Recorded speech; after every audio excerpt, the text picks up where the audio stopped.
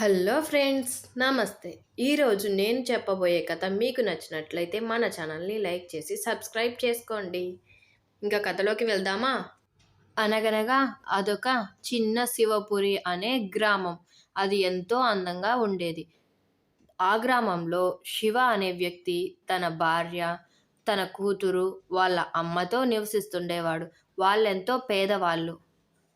శివ భార్య విమల తనకు పొలం పనిలో కూడా సహాయం చేసేది. ఇలా ఇద్దరూ కలిసి మెలిసి పనులు చేసుకునేవారు. అలా వారిద్దరూ కలిసి ఒకసారి టమోటా పంట వేశారు. మరికొద్ది రోజుల్లో టమోటా పంట కోతకు రాబోతోంది. టమోటా రేట్లు ఎక్కువగా ఉండటంతో భార్యాభర్తలిద్దరూ సంతోషించారు. విమల ఒక చిన్న దుకాణం పెట్టుకుని దాన్ని నడుపుతుండేది. శివ మార్కెట్కి వెళ్ళి టమోటా రేటు కనుక్కుంటున్నాడు. కిలో టమోటా రేటు ఎంతుంది? మొన్నటి వరకు కిలో 200 ఉండేది. ఇప్పుడు కేవలం 5 రూపాయలే బాబు. అదేంటన్నా, ఒక్క రోజులో ఇంత మార్పు ఎలా వచ్చింది? నేనేం చేయను బాబు, రేట్లు అలా ఉన్నాయి మరి. ఎంతో బాధతో శివ ఇంటికి వచ్చాడు. అమ్మా అమ్మా, ఏంటి శివ, ఏమైంది? ఎందుకలా బాధగా ఉన్నావు? అమ్మా, ఏం చేయను, టమోటా కిలో 5 రూపాయలు మాత్రమే ఉంది మార్కెట్లో. అదేంటండి, మొన్నటి వరకు కిలో 200 చొప్పునుండేది కదా? వర్షం కారణంగా టమోటా రేటు బాగా పడిపోయింది విమల.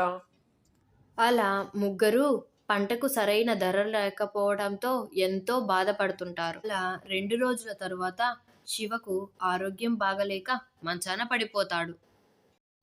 మరుసటి రోజు కాంతమ్మ కొడుకుకి ఏదైనా కారంగా చేయాలని టమోటా పచ్చడి చేసి పెడుతోంది.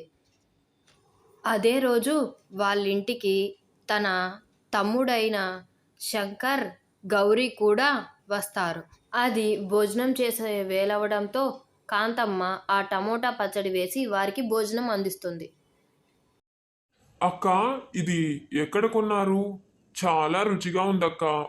చెప్పండి, నేను కూడా తీసుకెళ్తా ఇంటికెళ్ళేటప్పుడు.